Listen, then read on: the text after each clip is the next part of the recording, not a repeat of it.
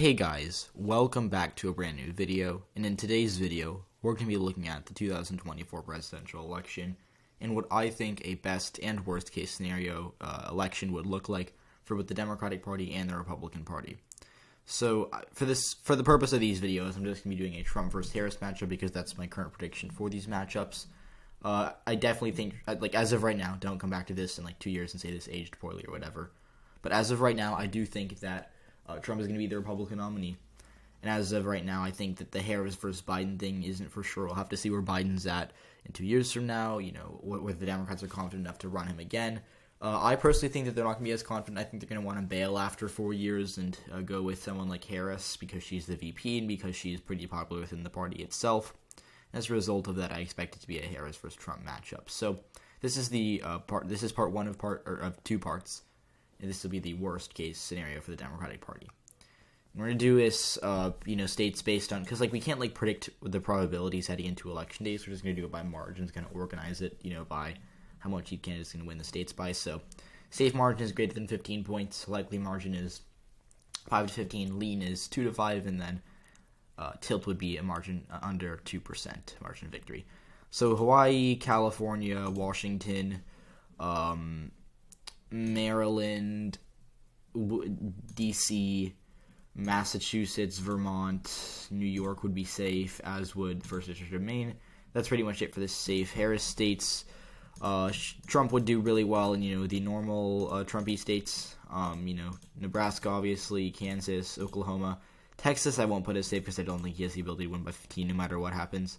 But, certainly not Georgia. But in all these states, he'd do very well. Ohio and Indiana and Missouri as well as Iowa would all be safe, I think, in this scenario. Alaska would also be safe. Florida would not be safe. I won't do that yet.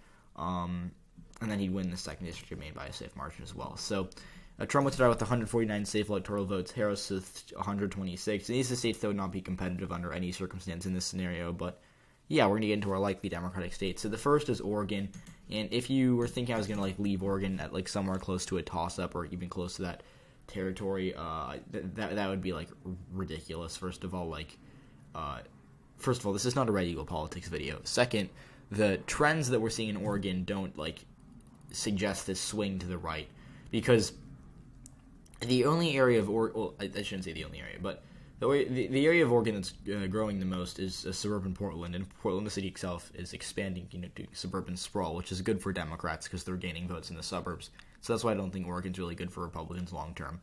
That being said, it would be under 15% because I think it was a Biden plus 16 state. It was a Clinton plus 10 or 11 state, and so it just makes me think that in 2024, if the Democrats do really poorly, they could get it back to a Clinton-esque margin. Colorado is also, I'd say, likely Democrat in the scenario. And when I say likely, it's at the lower end. It would be a 5 or 6 point margin of victory for Kamala Harris. I don't think that she'd necessarily even do that well here, but it's still such a blue state. Colorado is so blue that 2022 has obviously been a really bad year for Democrats even so far. And, they've lost party registration in a lot of states. And Colorado have actually gained somehow, which is, mostly a result of people moving in and them being Democrats anyways. But, yeah, the fact that we've seen, pretty good trends for Republicans in all these states, and then Colorado getting so much more Democratic while this is happening just shows to me that it's going to stay blue no matter what happens. So, yeah, Harris would also win Illinois by a likely margin. We just see, the only reason that it would fall below 15 is because of depressed Chicago turnout and a really bad performance in the suburbs, as well as, Biden-esque performance in the rural southern part of the state. That would, get you around to a 12 or 13% margin of victory, so it wouldn't be close, but it would still be not a great showing. She'd win Delaware, kind of these East Coast states I hadn't filled out yet. She'd win them all by likely margins. Again, wouldn't mean that they're competitive, but it would just, be a bit of a drop-off in term, these are mostly Biden plus 20-ish states. It'd probably be Harris plus 12 or 13 or something like that, especially a state like Delaware, which Biden did really well in because of his, is his home state. I think Harris could lose a lot of ground with white voters and get this into the 10-9% margin of victory region, which would be bad for her. I think that's it for the likely Harris states, likely Trump states. Nevada would be likely best case scenario for Trump. Again, I don't think this is super likely to be honest, but he'd win it by 5, something like that. And I say that because realistically speaking, if you look at a county map of Nevada and just try to paint a pretty good win for Republicans. Trump would win Washoe. Trump would do really well with Hispanics in Clark County. He'd continue that trend, and he'd be able to get suburbanites to either stop trending right or just kind of be indifferent in that. And then, you know, once you factor in all these things going, you know, the best case scenario, right, you get to a 5-6% margin of victory for Republicans in Nevada. Texas would also be likely. It would kind of be like I want to say maybe like a John Cornyn type victory. You know, they'd win by 9 or 10, but it wouldn't be like, you know, really close. And if it was single digits, it would be very high single digits. And so we just see continued Democratic woes with Hispanics and continued Democratic underperformances in, you know, not underperformances, but the suburbs of Texas were supposed to be really blue in 2020, and they were only like pretty blue, if that makes sense. So if Harris doesn't, you know, get them to turn any blue, or Texas is, you know, going to stay red, and I think that is what likely happens. Now, in a real scenario, like in a more accurate scenario, in a scenario that I'd be predicting right now, Texas would probably be lean, but it's just in this best case scenario, Trump would do really well in Texas. He'd also win Wisconsin by, you know, kind of a Ron Johnson 2022 margin. Now, I'm saying, you know, like that's in the future because I am confident that Ron Johnson's going to win by somewhere like 5, maybe 6 if he does well. Mandela Barnes is a bad candidate for this state. I don't think he'll really stand a chance against Ron Johnson. And so if Trump was able to match whatever Ron Johnson gets in 2022, that makes me think that, you know, Wisconsin would be gone for Democrats anyways. But with Harris, who's really bad for the region, and, you know, with a potential red wave in 2024, you'd be seeing Wisconsin going, you know, 5 or 6% towards Donald Trump. Florida, North Carolina, you know, these states typically quite red in these federal elections. So Florida would be a lot better than North Carolina. It would vote obviously to the right of it, and I say that because this state, Florida, has so much upside for Republicans because, you know, they can continue gaining in the rural areas. They can continue gaining with Hispanics in Miami. And if they hold off Democrats in, like, you know, Jacksonville, Tampa, and Orlando, they'll be winning this state by 8 to 10 pretty consistently anyways. And so that's, I think, the margin Trump would get if he does everything right here. North Carolina, I don't really have, like, a particular coalition in mind for him in the state. North Carolina, I just think that he'd do well there against Harris. Harris, I don't think, would rally the base as much as people think she would in the state. And in a worst-case scenario, she'd lose all the swing voters and all the suburbanites, and then Trump would end up picking those up and get to, you know, a 7% margin of victory or something like that. So yeah, I think North Carolina would vote for Trump no matter what, but in the best case scenario, he'd win it by a likely margin. So that's it for the likely Trump states. Trump's still not at 270, but he's pretty dang close. Harris, and for our lean margins, so first of all, she'd probably win Virginia. Yeah, so I think Virginia's all I'll give her now. And so I say Virginia because Virginia is a state that did vote for Glenn Youngkin in 2021. It is a state that undoubtedly was bad for Biden. It was bad for Terry McAuliffe. You know, the Democrats lost a lot of races that they should have won there in 2021, and it was an election which Democrats should absolutely be reckoning. So that being said, that was a gubernatorial election. It was not a Senate or federal race, and I think that if that's a Senate race, McAuliffe probably does win anyways. But seeing as it's still a race that was still, you know, talked about a decent amount, I still do think that Virginia is going to, you know, it's going to trend blue in 2024, but absolute worst case scenario, Trump would get it down to like a 2016-esque margin where Harris doesn't do well in the suburbs, doesn't do very well with black voters, doesn't do very well in Nova anyways, doesn't do well in, you know, Virginia Beach or those areas, and as a result of that, you get Trump increasing turnout in rural areas, consolidating support with suburbanites, and then getting down to a 2016 type margin. Because, like, people are going to, you know, someone's going to say in the comments, well, Glenn Young can win Virginia, so if he can win it, then in the best case scenario, Trump could win it. But the thing is that those are different races, and that no matter how bad of a candidate Kamala Harris is, she's not going to bungle a race in Virginia as hard as Terry McAuliffe, especially when you're in a race in 2021 that wasn't as federalized and that wasn't, you know, a race in which, because Glenn Youngkin, what was good about him was that he was able to campaign there for I want to say 10 months consistently.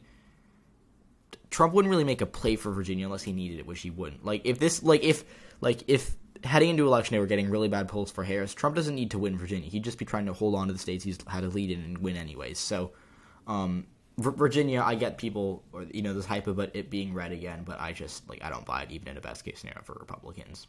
So I think that's it for my lean Democratic states. Lean Republican states, you know, Arizona, the usual suspects. Arizona would be lean.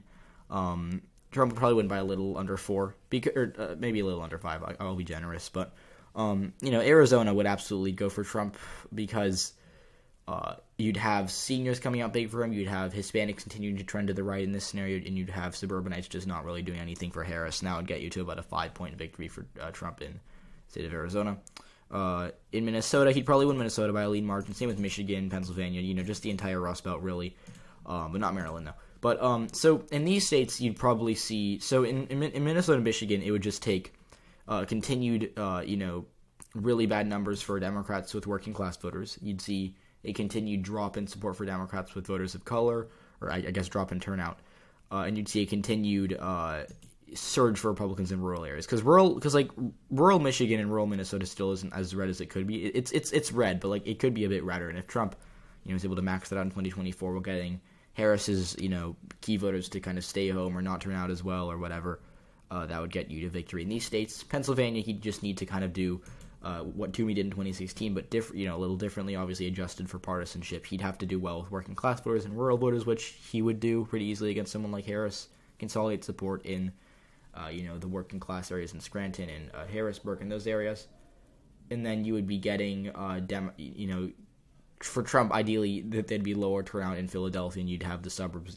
Chester County, Montgomery County, and Bucks County, not moving and staying where they were in 2020, and that would get a narrow, well, not narrow, but it would be a small but decent trend to the right, which would propel Pennsylvania to maybe a 3 or 4 point margin of victory for Donald Trump. So Trump would be at 306. This is his 2016 map, by the way, where you give him all the 2016 states. We'll also give it New Hampshire just for fun. Like if Harris totally collapses with suburban white voters, New Hampshire would be gone as well. But I'll just put that right there. So then I think that would be it for Trump's lean state. Oh, he'd also win Georgia by a lean margin, but I'm not going to talk too much about that. I just think Harris wouldn't turn out black voters as much as people think she would. There would be a collapse in support for her at the Atlanta suburbs because a lot of white suburbanites who came out for Joe Biden wouldn't come out for Kamala Harris in 2024. I think people was done with the Democratic Party, and as a result of that, Trump would be able to flip back Georgia one last time to the GOP. So you've got 8 electoral votes that I've got left on the board, which are Maine at large, New Mexico, and Nebraska second. These are all toss-ups, really, but I guess I'll label them for fun. So I think Harris would win Maine at large. She probably wins Maine by a point or so. Doesn't mean that she obviously does well, though. She would totally get annihilated with white voters and with rural voters in the north, but it would still be a very narrow victory for her. I could see her losing it if if the bottom really falls out, but for now I'll just say it would be a very narrow victory for her in any event. But I think Trump would take the rest. You'd have Nebraska secondarily going GOP, New Mexico would narrowly vote for Trump.